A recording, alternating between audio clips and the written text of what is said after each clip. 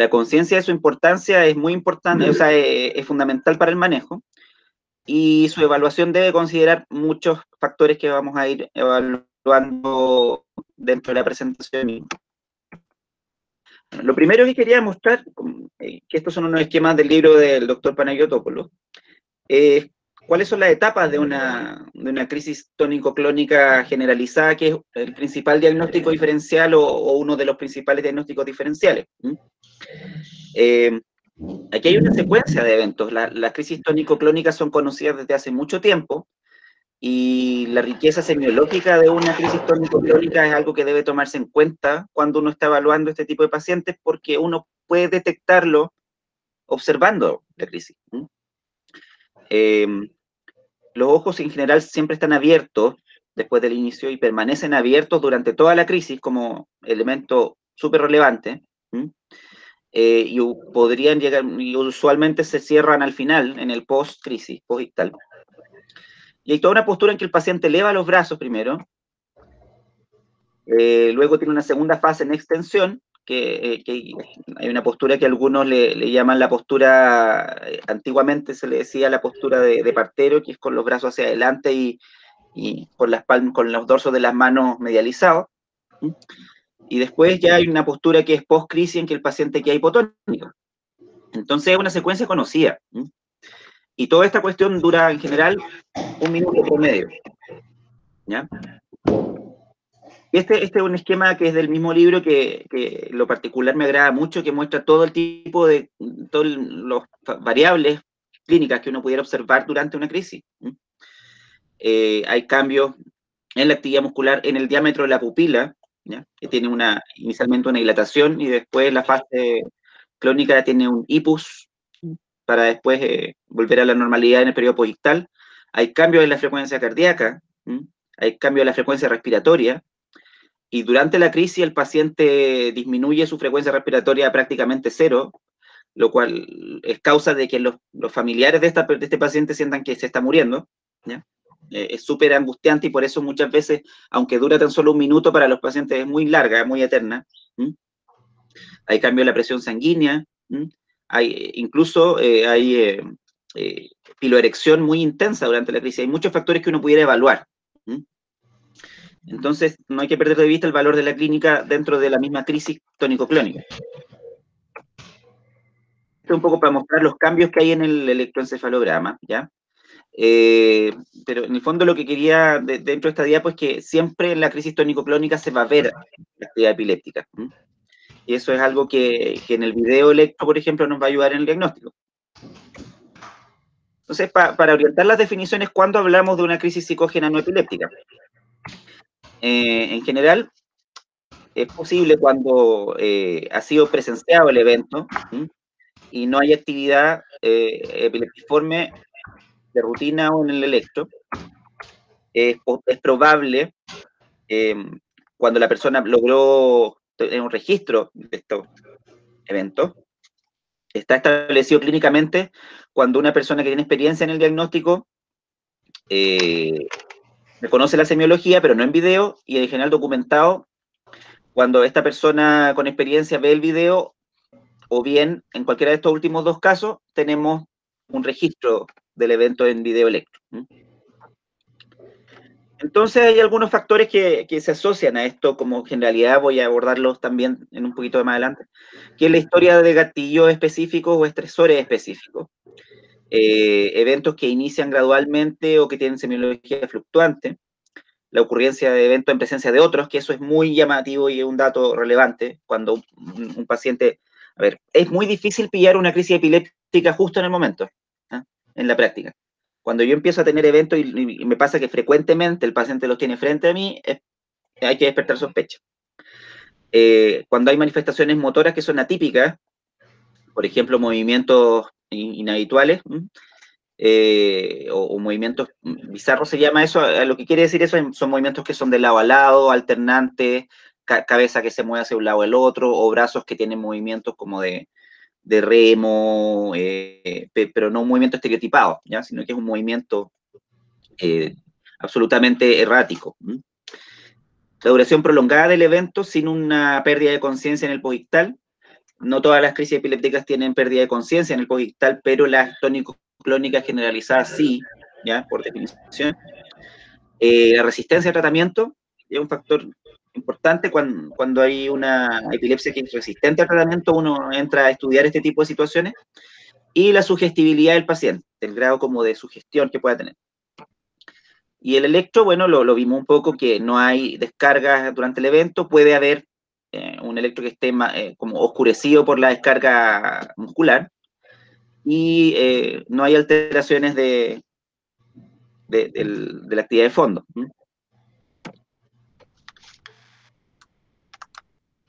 Entonces, hay algunos que han hecho hasta una clasificación semiológica de esto, con eventos motores y no motores, y de semiología mixta.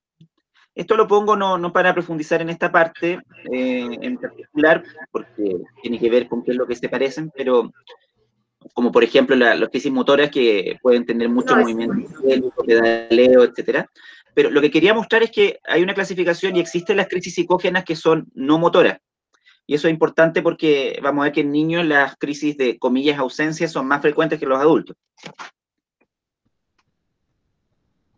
Eso está acá, está basado, este documento está basado en la clasificación que les mencionaba, y en niños, porque lo quise poner porque está realizado en niños. Tenemos motores rítmicas, hipermotoras, que son los pacientes que tienen movimiento excesivo, motoras de otros tipos, movimientos más refinados, entre comillas, que le llamaron complejas, las dialépticas, que son las crisis, comillas, de ausencia, las auras, que son sensaciones de malestar abdominal, de fenómenos sensoriales, fenómenos cognitivos, y las mezcladas. Y dentro de los síntomas más frecuentes, tenemos y aquí esto es interesante porque esto es una cohorte clínica que es reciente y habla de que el inicio puede ser bien abrupto, no necesariamente tan gradual. Sí se recalca la importancia del cierre ocular, los ojos cerrados durante la crisis son un elemento súper importante. La emoción negativa o el lamento durante la crisis, hiperventilación en algunos casos, puede mezclarse un poco con las crisis de pánico, el cierre forzado de los dientes y otros elementos, por ejemplo, el movimiento pélvico, el arqueo de la espalda. Es alguna de las diferencias con las crisis epilépticas. Las crisis psicógenas son más prolongadas, son no estereotipadas, ¿ya? Dentro y ocurren en relación con gatillantes. Mirándolo un poco al revés, cuando uno habla de crisis epilépticas, conversamos siempre con los residentes que hay algunos factores que son súper importantes para hablar de una crisis.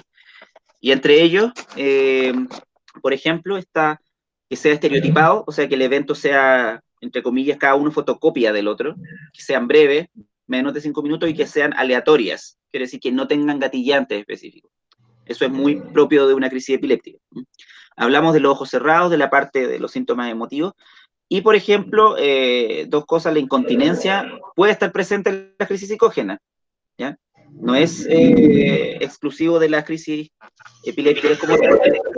Y puede haber mordedura de lengua también, ¿ya? Hay algunos autores clásicos que hablan de que la psicógena se muerde la punta de la lengua y la epiléptica se muerde el costado de la lengua. Porque la crisis epiléptica la lengua está hipotónica y se va hacia un lado. O sea, perdón, está hipertónica y se va hacia un lado. Y aquí hay algunas de las claves, como para resumir, que esto también es del libro de Panayotopoulos, que a menudo se precipita por circunstancias estresantes, puede responder en base a la sugestión, en vigilia y en presencia de testigos, que le falten las características estereotipadas, y, por ejemplo, cuando son convulsiones, entre comillas, los movimientos son asimétricos, asincrónicos, aceleran y desaceleran, con movimientos pélvicos y temblor. Y pueden ser interrumpidos por las maniobras de contención, que eso es muy importante. Porque en general una crisis convulsiva real, uno al tratar de contenerla, el movimiento lo supera, son movimientos muy intensos. Los ojos cerrados, que los mencionamos, si uno trata de abrir los ojos, se cierran, el paciente inconscientemente cierra los párpados. Por ejemplo, en el examen físico, esta debilidad como que para abrir paso, entre comillas, que le llaman, es difícil explicarla en palabras, pero tiene que ver con una debilidad que no es sistemática. La conciencia puede estar retenida o fluctuar, en general, aquí hay una paciente de hablar o comunicarse incluso. No hay síntomas poictales, en general, y puede ser intratable. La indiferencia también puede ser parte de... Y aquí un par de tips más específicos, ¿ya? Algunas de las trampas diagnósticas. Los signos que uno siempre como culturalmente le atribuye a las crisis tónico-clónicas, mordedura de lengua, caída o incontinencia urinaria, es reportado por más de la mitad, incluso 2/3 de los pacientes con crisis psicógena, ¿ya? Para ponerle más pelo a la sopa, hay algunas crisis epilépticas que pueden tener electros no tan alterados, ¿ya? Entonces, pero que tienen otra semiología en general, ¿ya? De esto de la nota del paciente, no es que no quiera mencionarla, pero vamos a hablar de esto harto más adelante. Nota clínica, los ojos abiertos, la mirada perdida, es una frecuente manifestación de ambas, ¿ah? Ojo.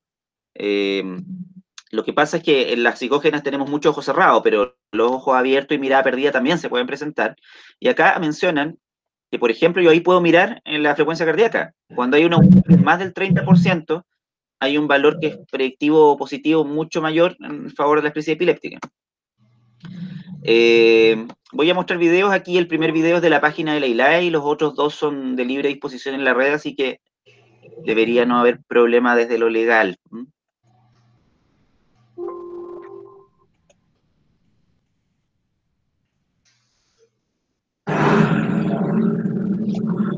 Este es un video que, siendo justo, es una crisis que es mioclónico-tónico-clónica, pero para explicar cómo es la crisis tónico-clónica es bastante claro.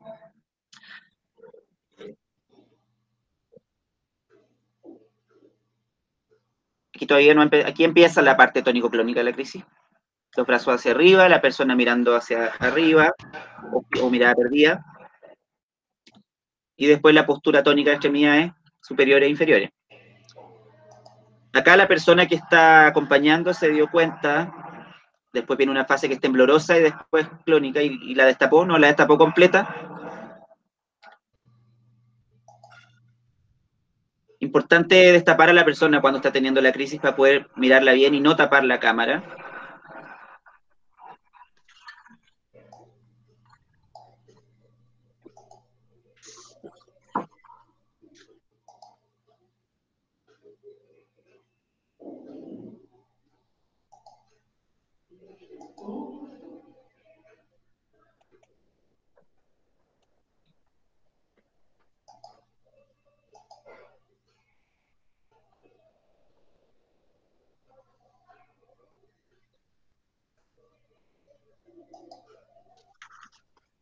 Y ahí ustedes ven que toda esta situación, la crisis como tal, duró en total 58 segundos.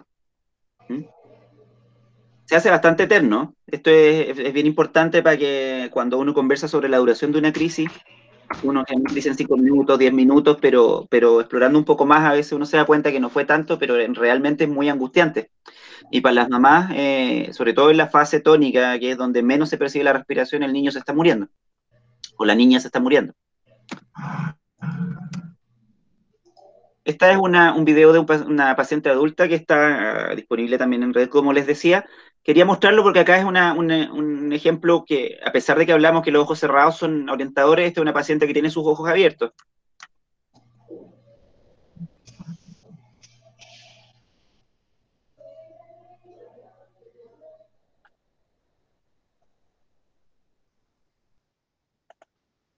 Destapar al paciente es importante, ¿eh?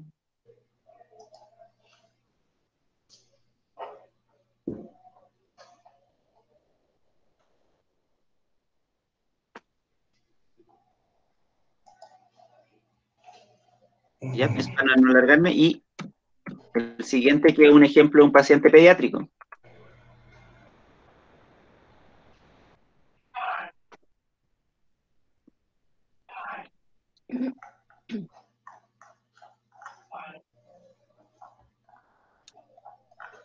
Bueno, lo que quería mencionar también con esto, muchos de estos episodios, a ver, no siempre el diagnóstico es tan sencillo. Acá hay episodios que son bien característicos y son bien burdos a veces. Entonces, Es relevante no caer en el juicio hacia el paciente o la estigmatización porque es bien fácil. Hablar como del niñito loco o de la cabra pesada, ¿ya? Entonces, es bien importante porque estos son pacientes que tienen eventos que son súper burdos a veces y necesitan ser validados por el profesional muchas veces frente a los papás que tampoco les creen mucho. Acá quería mencionar que en el fondo, dentro de la gravedad de esto, siempre hay o generalmente traducen un factor estresante grande, ¿eh? Que puede ir desde el bullying hasta el maltrato, el abuso sexual y otras cosas entre medio, ¿ya? Esta paciente que yo les mencionaba al principio es una paciente que tiene una disfunción familiar más o menos grande, ¿eh?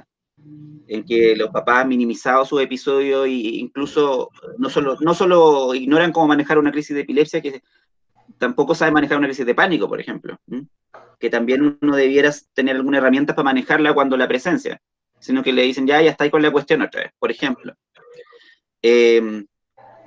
Recuerdo otro caso que me parece súper, lo recuerdo siempre porque me marcó mucho, que era un paciente que estaba recibiendo bullying escolar, que era un paciente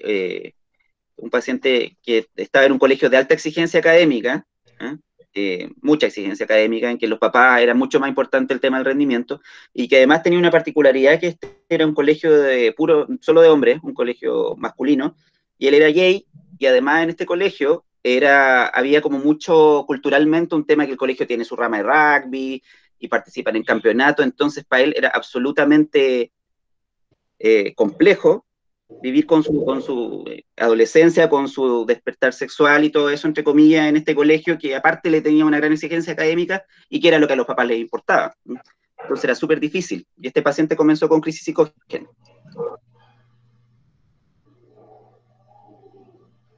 ¿Ya? Entonces, dentro de la comorbilidad tenemos trastornos ansiosos, depresión, trastornos adaptativos, trastorno oposicionista y una gran variedad de síntomas.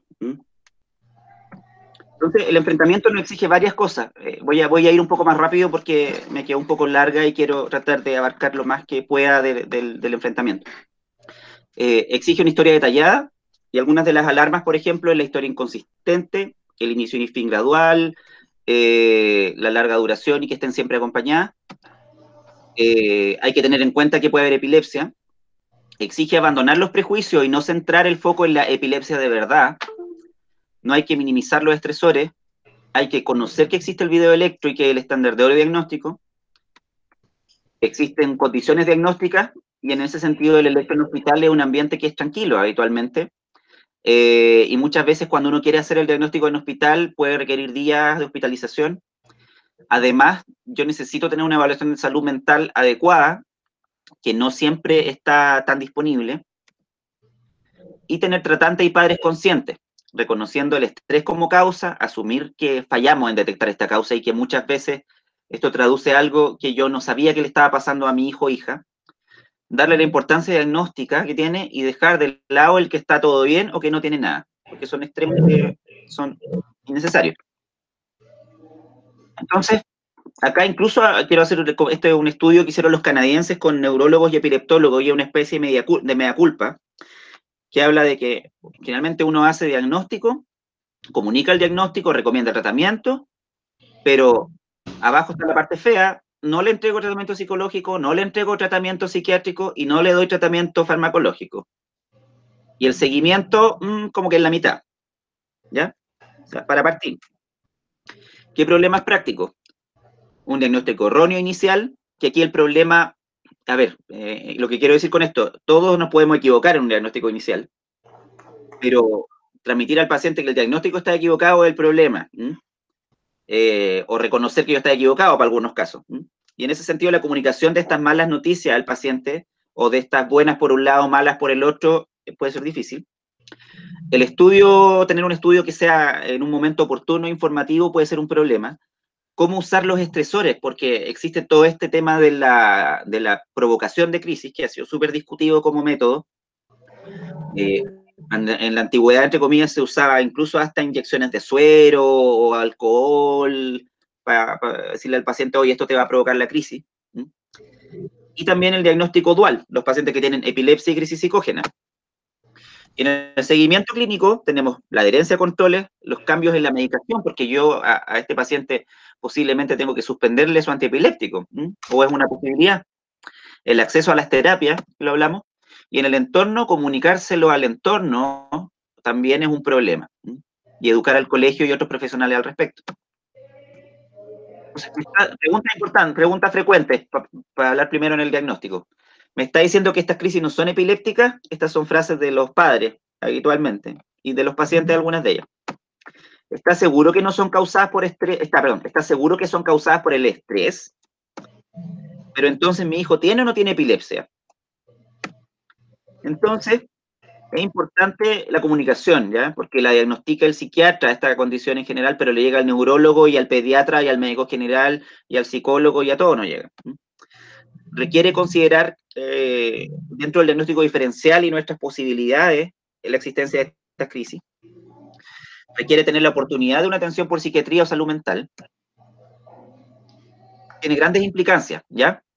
Porque permite tomar medidas farmacológicas y abandonarlas también. Evita controles innecesarios y mejora la participación escolar. Los papás esperan, en cuanto a la comunicación, los papás esperan orientación profesional. Debe existir retroalimentación, ya sea en conjunto o por separado o ambas.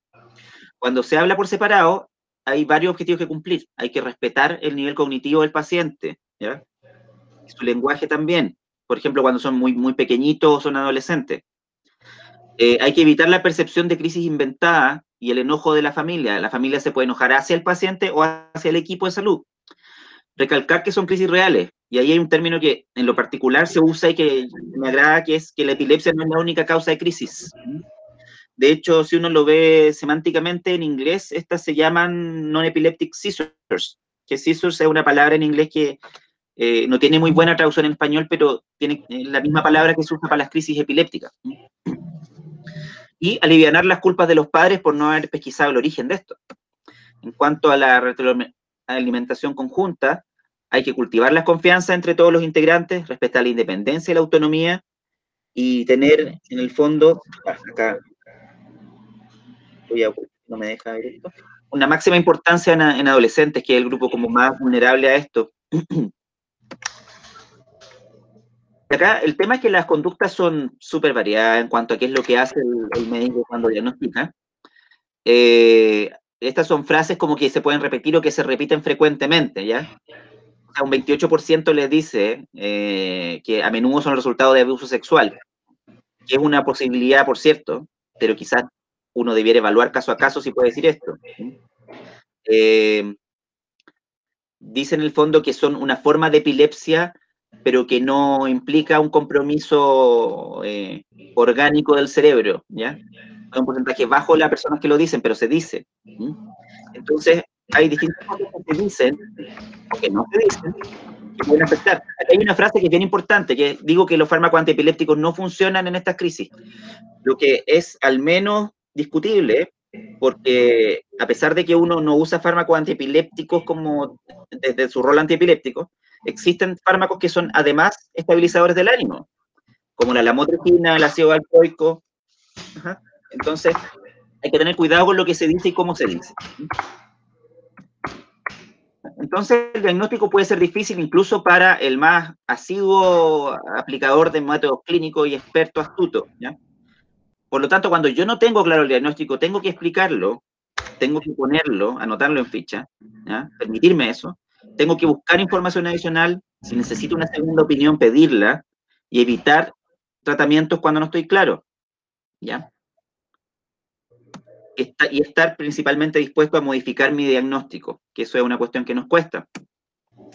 En cuanto al estudio, preguntas. Aquí pongo el Holter como el Holter de electro, porque existe el Holter de electroencefalograma como elemento importante, porque es un examen que es mucho más costo efectivo que hospitalizar al paciente para hacer un estudio largo, si es que no es un paciente de UCI, por supuesto, y no está tan disponible en general, ¿ya?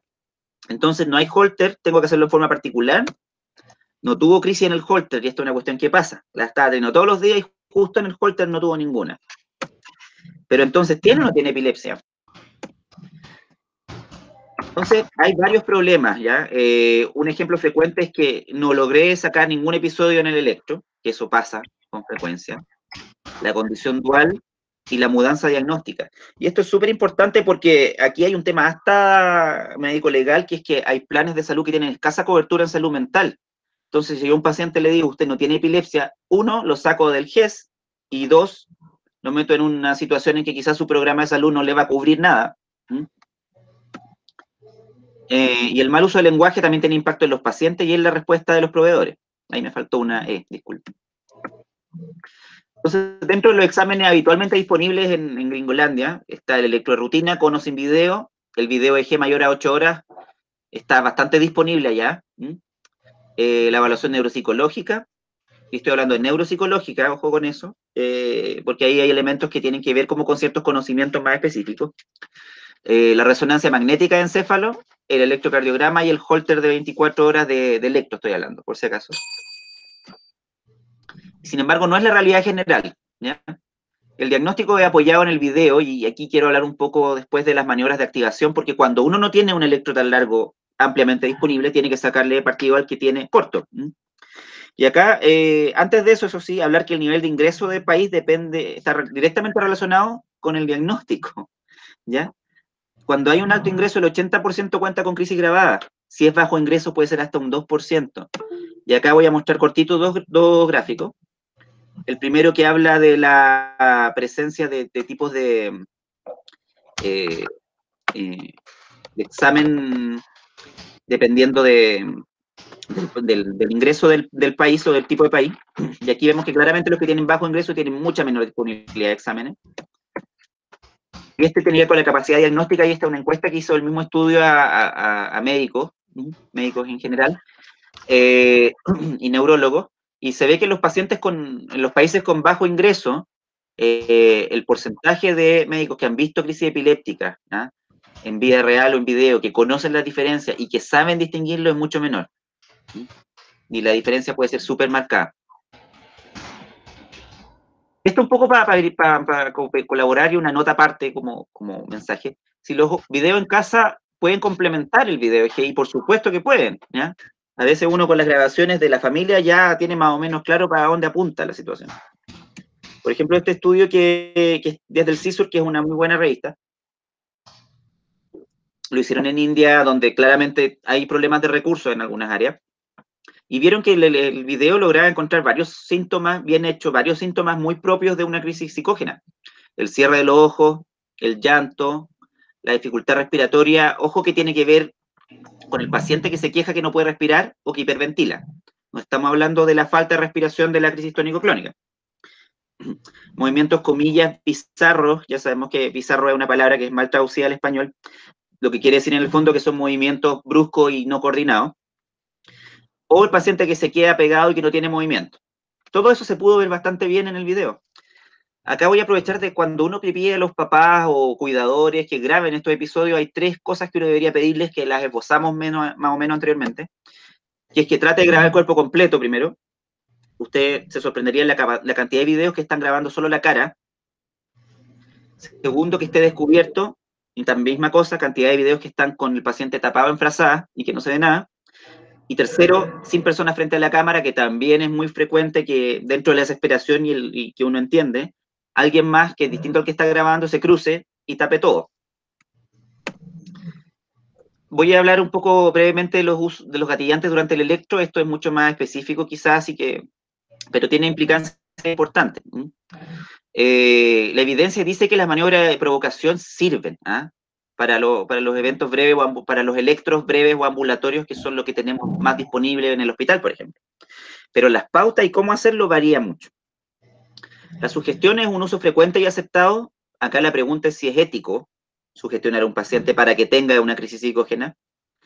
Pero lo que sí se sabe es que la clave es dirigir la atención del paciente hacia las crisis, ¿no? En ese sentido, algunas de las estrategias que se usan son repasar cómo son tus crisis, redescribirlas antes de tomar el examen. Mientras se está haciendo el electro, tomar notas, repasar los detalles. Cuando le hacen las maniobras habituales de provocación, que son las que se hacen en cualquier electro, la fotoestimulación y la hiperventilación, reforzar esto para ver si aparece. Ahora, todo esto debería tener algún consentimiento informado, ¿ya? Que eso es súper importante. Otros estresores son mucho más controvertidos. Por ejemplo, las técnicas explícitas de sugestión, cuando uno ya como que le pone, entre comillas, actuación o drama al asunto, y le dice, oye, es importante porque este examen es importante para obtener las crisis, o esto que estamos haciendo te genera un alto riesgo de crisis. Reforzar y verbalizar los síntomas, o solicitarle incluso los síntomas, que eso es bastante cuestionable. En cuanto a la estimulación en general, se ha visto, y esto es un dato importante, que las habituales que se hacen en todos los electros pueden provocar hasta el 70% de crisis psicógenas, por lo tanto podrían aprovecharse. Como les contaba, históricamente antes se ha ocupado desde suero hasta agujas o alcohol frío, y eso en verdad no corresponde, además de tener riesgo. La sugestión parece suficiente en general sin necesidad de engañar al paciente, y acá lo importante es que la persona que lo solicita tenga claridad de qué es lo que quiere con su examen. Primero, tener claro qué maniobras quiere usar. Segundo, tener claro qué es lo que espera ver. Tercero, tener clara qué conducta va a hacer dependiendo del resultado. Y cuarto, tener claro qué pacientes pueden tener riesgo adicional, ¿ya? Ahora, eso es para cualquier electro. Por ejemplo, un paciente con una vasculopatía o con un antecedente de accidente isquémico transitorio, por ejemplo, no lo puedo hacer hiperventilar, per se. Y en el fondo no es posible afirmar qué es lo que se debiera o no debiera hacer, porque es muy variado entre lugares y hay que pensar en el paciente principalmente.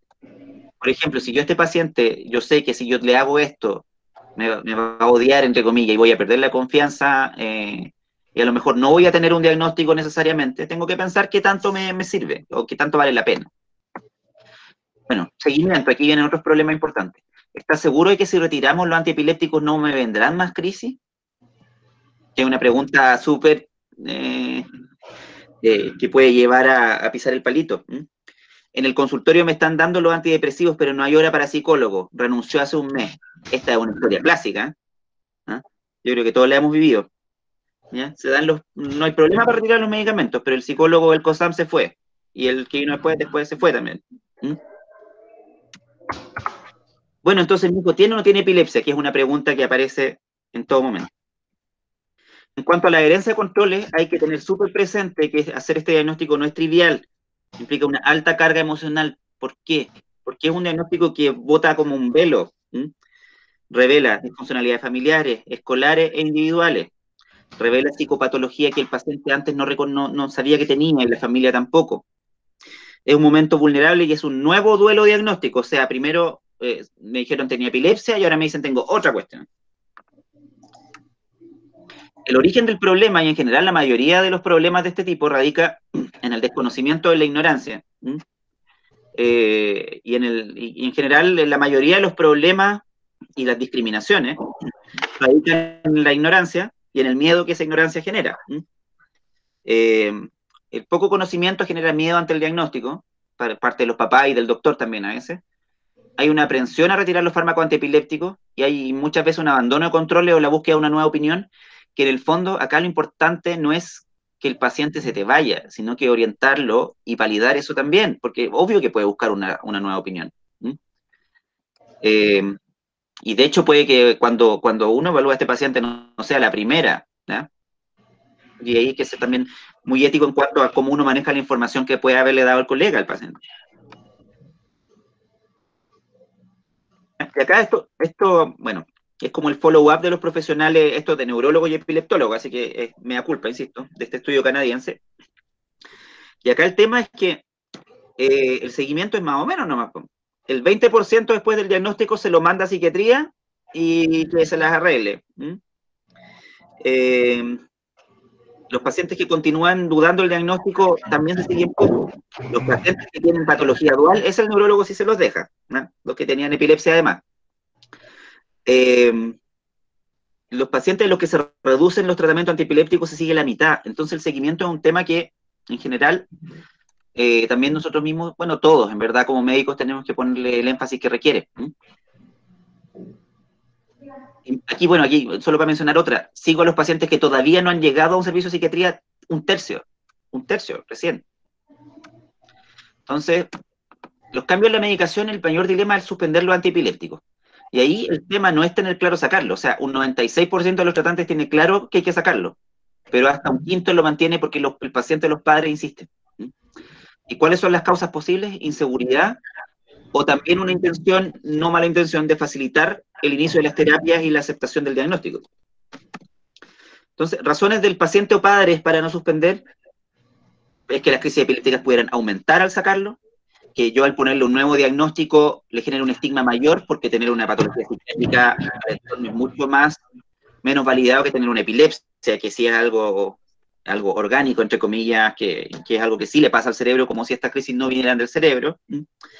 Y el fármaco en ese sentido les apoya el diagnóstico original, entonces sacarlo es un signo de que no pasa nada. Y, por supuesto, el poco acceso a salud mental, sobre todo en los pacientes que están usando fármacos duales, por ejemplo, que son estabilizadores del ánimo, en los que yo es lo que le puedo ofrecer mientras este paciente se la arregla para llegar a salud mental. Entonces, recomendación al retirar fármacos: respetar los tiempos, mantener las confianzas y explicar los riesgos de un tratamiento innecesario. Mantenerlo no es gratis, y eso es importante. No tengo por qué sentir una obligación de mantener un fármaco que no está indicado. Lo único que me va a generar es una cadena de problemas éticos. Los fármacos tienen efectos secundarios a corto plazo y a largo plazo, y si no lo necesito debería retirarlo.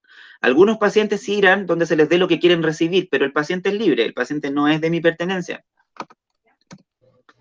En cuanto al acceso a terapia, hay recomendaciones en todos los países de que la psicoterapia es el tratamiento de elección, y los antidepresivos y otros fármacos tienen utilidad limitada, y no hay que basarse solo en ellos. Ojo que estoy hablando de las crisis psicógenas. Si el paciente tiene un trastorno ansioso, si el paciente tiene una depresión, ahí estamos hablando de otro universo, estamos hablando de las crisis, ¿ya? Hay un metaanálisis que hicieron estos dos autores, que veía que los enfoques eran bien variados, distintos tipos de terapia: cognitivo-conductual, psicodinámica, intención paradójica, mindfulness, y varias intervenciones más. Pero el efecto es bastante interesante, porque un 50% logra libertad de estas crisis psicógenas, y hasta un 80% le bajan al menos a la mitad. El dilema ético de esto es que todas estas son terapias que en la mayoría de los países son caras, y que en salud pública no están siempre disponibles. Dentro de las barreras de acceso, que es un estudio también que realizaron al respecto, tiene que ver, primero, una de las más importantes es en el fondo, el analfabetismo funcional, entre comillas, que es algo que a nosotros nos pasa bastante en general, que el paciente no entiende muy bien lo que le estoy tratando de decir, y que tengo que explicárselo las veces que sea necesario. Los problemas de comunicación, más allá del entendimiento, sino que de cómo me llevo yo en cuanto a la comunicación con mi tratante.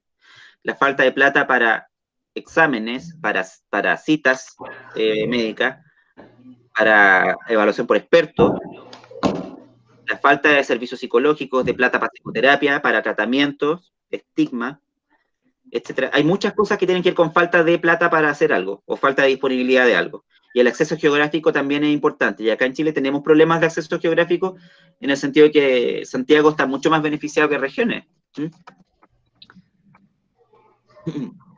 Y acá, en el fondo, dentro del conocimiento, lo que más, esto es como opiniones de los participantes encuestados en este estudio, que eran neurólogos, la terapia cognitivo-conductual se sabe qué es lo que más funciona. O sea, y aquí en el fondo el problema no es saber qué es lo que funciona. Sabemos lo que funciona. El tema es que el acceso a tratamiento, en cuanto a tratamiento, por ejemplo, psicológico individual, psicológico de en grupo y terapia familia, es bajo. El tratamiento psicológico individual es 60%, en el mejor de los casos, y los otros de grupo o de terapia familiar, 1/3, en el mejor de los casos. En cuanto a los problemas en el entorno, y aquí termino con esto, otro es cosas frecuentes que suceden. Lo llevaron corriendo a urgencia y le pasaron medicamentos. No siempre sabemos cuáles son crisis y cuáles no, aunque con el tiempo, ojo, la mayoría de las familias sí logran distinguir cuál es cuál. Pero entonces, ¿tiene o no tiene epilepsia? Lo que quería mencionar, hay casos, y en ese sentido es súper importante el valor semiológico. Hay casos de pacientes con crisis psicógenas que han sido manejados como estado epiléptico en UCI, con tubo incluso, ¿ya? Ahí en el fondo, que haya el antecedente de haber pasado por la urgencia y haber entrado a la UCI no contraindica el diagnóstico, ¿ya? Por si acaso. valores en contraposición en cuanto a comunicar el entorno, ¿cuáles son? La importancia de preservar la privacidad y proteger del estigma que pueda recibir, versus la importancia de yo tengo de evitar la negación diagnóstica, ¿ya? Y medidas innecesarias. Entonces, es importante, ¿por qué? Porque son distintos entornos los que tengo que abordar. La familia, los cercanos a la familia, el ambiente escolar y los equipos de salud que van a atender a este paciente cuando le venga la crisis, en la urgencia o en el hospital. El objetivo mayor es, como les hablaba cuando también mencionaba esto de no invalidar lo que le han dicho otros profesionales y mantener una línea, es tener continuidad y coherencia con lo que se ha hecho. Y la decisión final de comunicar o no comunicarle al entorno debe nacer del paciente y de su familia. La opción 1 es no comunicar. ¿Qué motivos habituales hay? Primero, la subestimación o la sobrevaloración de estas crisis por los cuidadores externos. Me refiero a los profesores, los inspectores, las personas que están al cuidado del paciente. La ridiculización o el bullying desde los pares, o el riesgo de empeorar condiciones psiquiátricas de base. ¿Cuáles son los riesgos inherentes a no comunicar? Primero, la pérdida de continuidad de cuidado, ¿ya? Porque en el fondo, si yo no aviso que esto está sucediendo, van a seguir manejándolo como si fueran crisis epilépticas, van a seguir mandándole a la urgencia, y a lo mejor de nuevo va a terminar intubado con sospecha de estado epiléptico. Segundo, se disemina la información equívoca. Y tercero, acá puse secretismo, pero la palabra quizás más coloquial es cagüín, ¿ya? Que esto es difícil en los niños, porque en el fondo se genera esta cuestión de hablar como a espaldas de qué es lo que le pasa, ¿m? Y esto tiene una carga psicológica. ¿Y cuáles son las posibles soluciones? Discutir con el personal de salud del colegio o del trabajo para prevenir conducta excesiva o inadecuada. Decirle al paciente que explique a otros que ya me están ayudando por las crisis, ¿ya? Porque muchas veces se ha hecho un trabajo con súper buena intención y que a veces incluso es difícil hacerlo, de explicarle a los compañeros y al colegio cómo reaccionar frente a una crisis epiléptica, que es un trabajo que es súper importante hacer. Y acá, en el fondo, ¿cómo arreglo esto? ¿Cómo cambio esto? Explicar que ya me están ayudando por las crisis, no necesito que me ayuden más. Y llegar a consenso para mitigar los conflictos.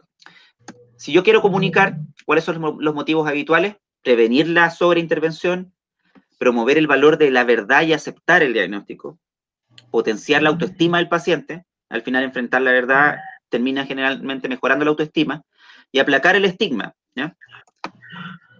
¿Cuáles son las conversaciones necesarias cuando uno comunica el diagnóstico al entorno? Educar sobre de que puede haber un riesgo de cierto estigma y tengo que estar preparado, prever el bullying y las reacciones negativas, incluso de los adultos, ya los adultos también hacen bullying. Y en ese sentido preparar y ocupar a nuestros mediadores, profesores, inspectores, personal de salud para evitar las respuestas negativas. Recalcar que el diagnóstico cambia, pero no es engañoso, no es un engaño que se haya hecho antes, porque eso también es la percepción de que me engañaste, no tenía epilepsia. Y es importante el diagnóstico, no es un diagnóstico trivial, ya vimos que puede traducir un montón de situaciones graves.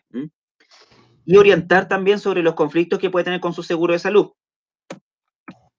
En cuanto al colegio, y esto es lo último, hay diversas medidas implicadas, ¿ya? Promover la seguridad del entorno escolar, orientar a los educadores y profesores para no actuar más de la cuenta, disuadir de la reacción habitual ante las crisis epilépticas, que es llamar a urgencia, incluso en algunos colegios ya están entrenados para usar SOS, benzodiazepina, y lo hacen si tienen un personal calificado. Explicar que la sobrereacción puede perpetuar los detonantes, ¿ya?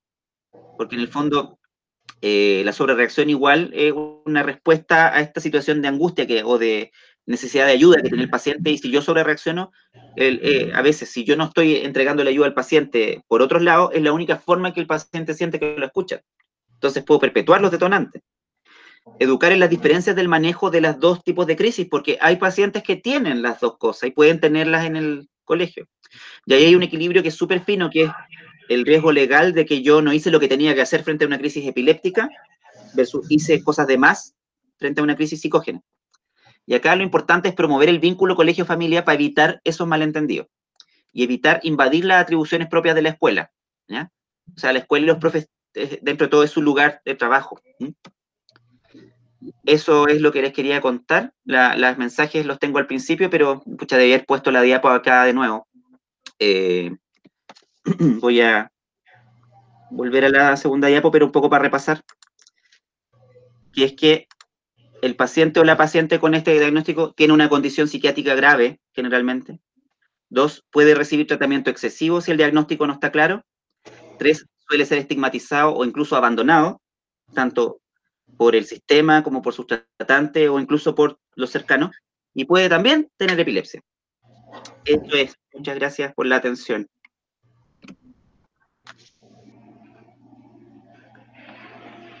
Muchas gracias, doctor Moya, por su muy interesante presentación de un problema, como usted ha dicho, complejo, que se presta para cometer muchos errores, y que, bueno, nos ha actualizado, nos ha puesto algunas banderas rojas para el actuar mejor. Hay una pregunta de aquí del doctor Antonio Banfi, que él dice que si hay estudios de incidencia en neurología del Hospital Carlos Maquena sobre este problema. Que yo sepa, no. Puedo equivocarme, pero que yo sepa, no. Igual debo decir que cuando lo busqué como crisis psicógena y pudiera ser que hubiera algún estudio que hable de pseudocrisis, y eso yo no lo busqué, debo ser honesto. Por la terminología me refiero. Ahora, en su percepción, que no es la nuestra, que estamos alejados más del tema, ¿es un problema muy frecuente, relativamente frecuente, infrecuente para ustedes?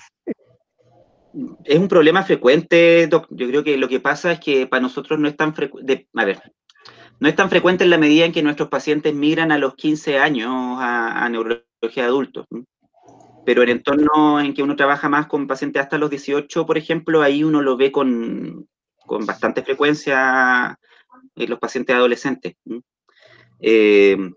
Y en general es bastante claro que esto que dice la literatura es verdad, que traduce disfunciones familiares, traduce diagnósticos psiquiátricos asociados, traduce una sensación de que nadie me escucha. Pero, a ver, lo que pasa es que los estudios de incidencia son difíciles porque como hay también aparte un diagnóstico dual, no está claro, pero sí es una situación frecuente, sobre todo en los pacientes adolescentes, para nosotros por lo menos. En los niños más pequeños es mucho más raro. Hola, Lucho. Bien, ¿y tú?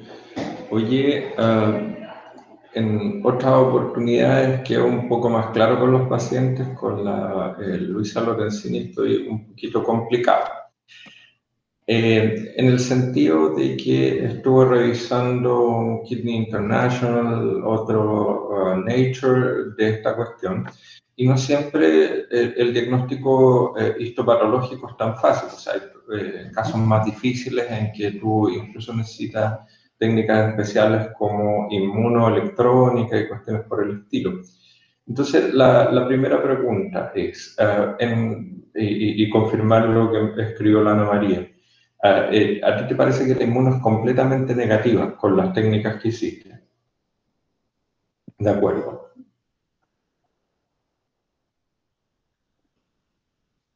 Ya, perfecto.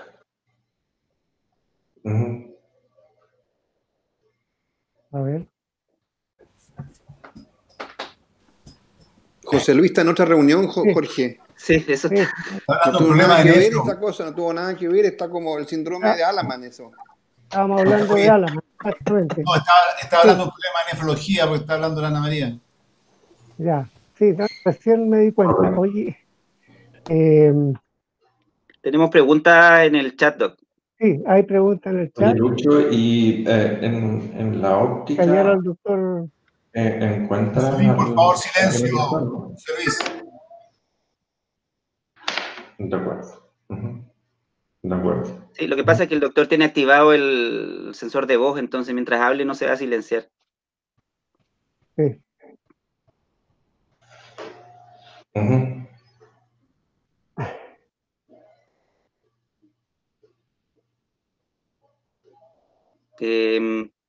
¿Sí? Correcto. Ya, bueno, en cuanto a la sospecha de crisis psicógena, sí, se solicita. La pregunta es muy bien. Si solicitamos la evaluación de psiquiatría. Sí, se solicita. Lo que pasa es que en el calvo igual el camino es fluido, por ejemplo, en cuanto a que recibimos ayuda de parte de psiquiatría. En psicología tenemos más dificultad desde el punto de vista de que hay poca disponibilidad de horas. ¿Ah? Ya no es un problema de que no tengamos buena disposición por parte de psicología, sino que las horas son limitadas. ¿Ya? Y en psiquiatría también en cierta medida. Ahí tiene que ver con un tema más de demanda que de acceso. Ahora, lo que hacemos ahí es tratar de mantener buena comunicación. Y en ese sentido, por ejemplo, a veces el COSAM o el CEFAM nos ayudan también con horas de psicología. Antes había mucho más tema de que en el fondo el seguimiento ojalá se haga en un solo centro, ¿ya? Que es súper razonable por lo demás. Pero ha ido con comunicación, eso se puede manejar mejor. Pero el problema, un poco lo que les ponía en la diapo, es que, claro, en el Calvo a veces no hay hora de psicología, en el COSAM sí hay, uno pide ayuda allá, pero ahí pasan dos cosas. La primera es que el psicólogo que lo ve muchas veces es practicante o tiene poca experiencia con esto, que a veces es súper complejo, sin ánimo de menospreciar, pero claro, a veces se les queda un poco grande el poncho, entre comillas. Y el otro elemento es que efectivamente, como son personas, muchas veces chiquillos en práctica o en el fondo el consultorio muchas veces se convierte en un trabajo de paso, a los 6 meses se van y se pierde el seguimiento. Y hay que partir todo de nuevo con un nuevo psicólogo. Entonces, por ahí quizás va nuestro mayor problema, no tanto por la atención de psiquiatría ni el acceso a medicamentos, va por la disponibilidad de psicoterapia, que lamentablemente es lo que, lamentable, afortunadamente es lo que mejor funciona acá, ¿ya? Eso es un aspecto. De hecho, por ahí está el doctor Funes, creo. Yo sé que el doctor Funes no es ni psicólogo ni psiquiatra, pero muchas veces también le hemos pedido ayuda con esto desde su mirada de adolescentólogo. Y de hecho nos ha ayudado mucho también, por ejemplo. Que tampoco es un profesional como recurso, entre comillas, que cuenta la mayoría de los lugares. El pronóstico... en cuanto al pronóstico, el pronóstico de las crisis psicógenas con un buen tratamiento es bueno. Sin un buen tratamiento no es tan bueno. En cuanto el tema es que muchas veces esto, como les digo, traduce una historia muy, muy complicada detrás, y muchas veces los trastornos psiquiátricos no se compensan a largo plazo, o la comorbilidad psiquiátrica de base se mantiene. Y si, por ejemplo, el evento que genera esto es muy traumático, el pronóstico quizás no es tan bueno. Aquí alguien pregunta sobre la predisposición genética. Por lo menos en todo lo que he buscado, tendría que buscarlo dirigidamente, pero en lo que me ha tocado buscar del tema no lo he visto como factor. O sea, sin duda debe haber factores, ¿eh? Porque en el fondo no hay nada que sea tan separado entre uno y otro. Pero sí lo que se habla mucho más es del ambiente familiar, escolar y ambiente en general como factor gatillante. Ahora, bien sabemos que un mal ambiente familiar igual influye, por ejemplo, durante el embarazo en la expresión de genes en el feto y posterior guagua. Y eso se perpetúa en las generaciones muchas veces, entonces también creo que la genética se puede afectar por esto. Pero principalmente lo que está escrito es bien ambiental.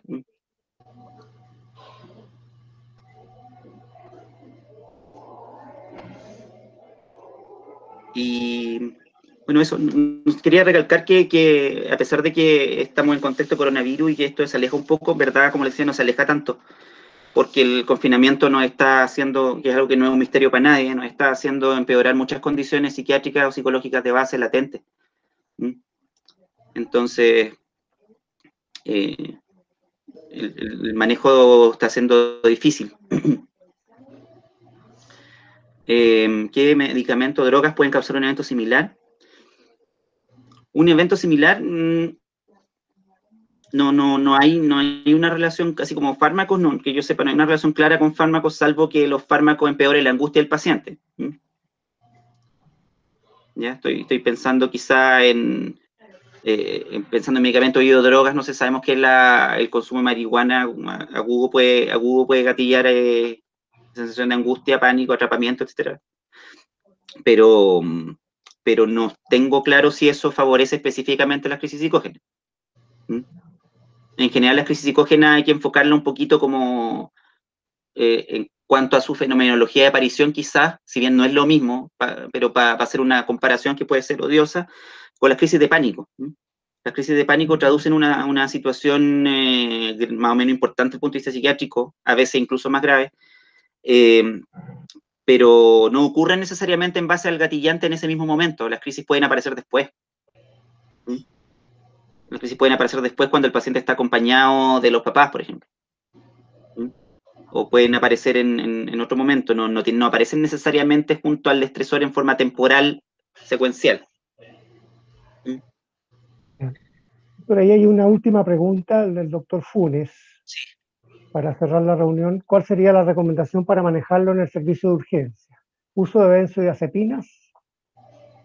Sí, se recomienda el uso de benzodiazepinas, y en el caso de que las crisis tengan mucha agitación psicomotora, se puede usar también neurolépticos o antipsicóticos.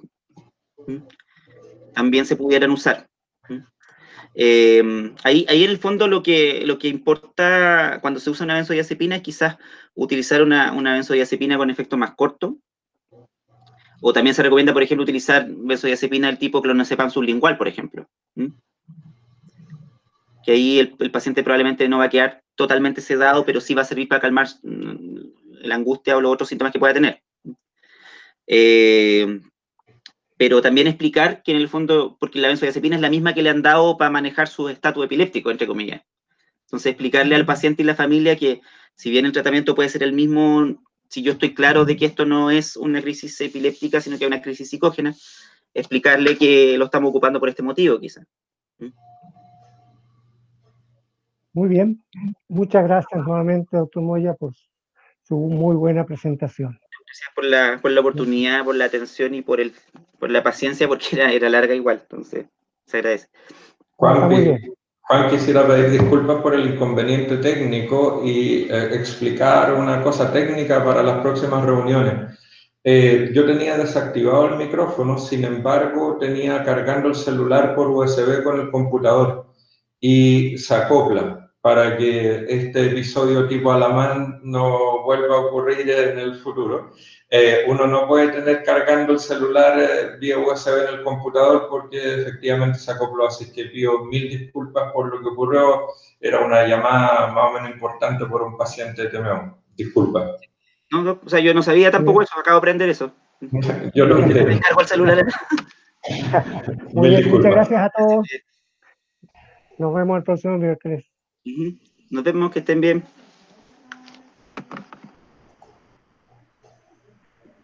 Gracias. Gracias a todos, que estén bien. Chao, gracias. Chao, Juan, gracias.